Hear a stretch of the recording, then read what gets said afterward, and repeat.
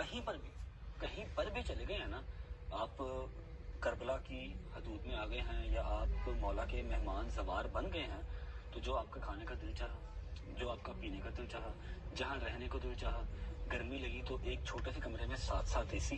रजू भाई बताइए, इस रास्ते में जो खिदमत देख रही, कभी ऐसा दिल कहा कि मैंने ये खाऊं तो और वो चीज सामने आ गई हो?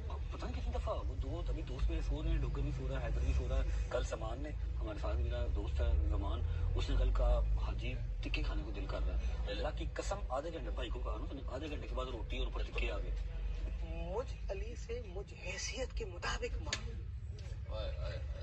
क्या बात है। आज भी मेरे मौला जी अस्सलाम वालेकुम। रजब भट्ट का एक बहुत मजे का इंटरव्यू आया है करबला से। करबला वो कैसे गया? वो था लंदन में, उसके बाद वो आया दुबई।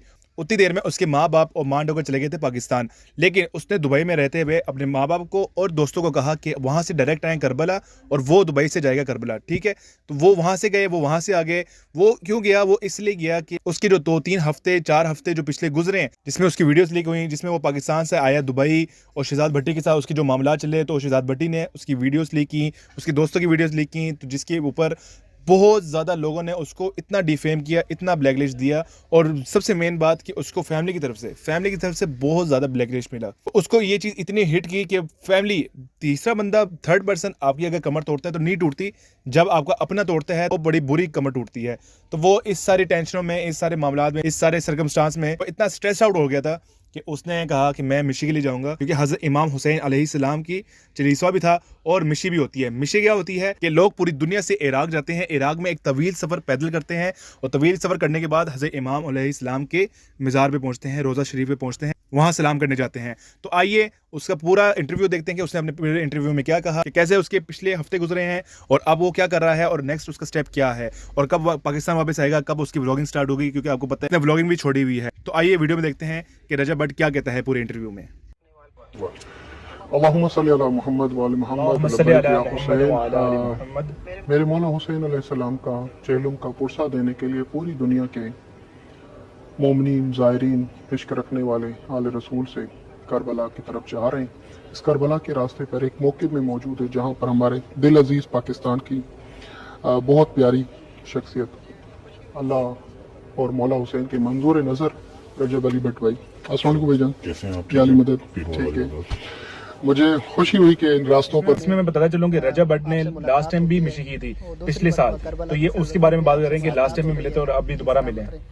रजब भाई माशाल्लाह मौला हुसैन का चेलो मनाने के लिए पूरी दुनिया करबला जा रही है। मौला ने आपका भी नाम लिखा है और हमारा ये अकीदा है कि कोई करबला नहीं आता जब तक मौला हुसैन उसे ना बुलाए। और चेलो में इमाम हुसैन के लिए जहाँ पूरी दुनिया 5 करोड़ 6 करोड़ की तादाद आती है, तो उन 6 करोड़ों में जब हमारा नाम भी इस रास्ते में लिखा जाता है तो ये हम अपने आप को दुनिया के सबसे खुश नसीब तरीन इंसान पाते हैं कि मौला हमें चेलो में इमाम हुसैन। एक बहन जब चेलो में इमाम हुसैन की कब्र पे 40वां मनाने आई तो कब्र को वीरान देखा और बीबी ज़ैनब ने यह ऐलान किया कि भैया हुसैन, तेरी शहादत को मैं जाया होने नहीं दूंगी और पूरी दुनिया को तेरी कब्र पे लेकर आऊंगी। 61 हिजरी में जो वादा किया बीबी ने, खुदा उसे आज पूरा करने जा रहा है कि हर मजहब का बंदा हर कंट्री से अपना परचम लेकर करबला की तरफ बढ़ता है। आप भी मौला हुसैन का परचम अपने वतन अजीज पाकिस्तान से और दिल में मोहब्बतें लेकर करबला आ रहे हैं। इस रास्ते पे यकीनन आपने खिदमात देखी, इन खिदमात के बारे में आप क्या कहेंगे? कि देखिए, अगर आप मुझे पाकिस्तान बुलाएं कि शाकिर भाई आप पाकिस्तान मेहमान बने, तो कम से कम एयरपोर्ट पे तो आप इस्तकबाल के लिए चंद कदम घर से आगे बढ़ेंगे। मौला हुसैन आपका इस्तकबाल कैसे कर रहा है कि नजफ से लेके करबला तक का दस्तरखान लगाया और बेहतरीन अंदाज में बुलाया।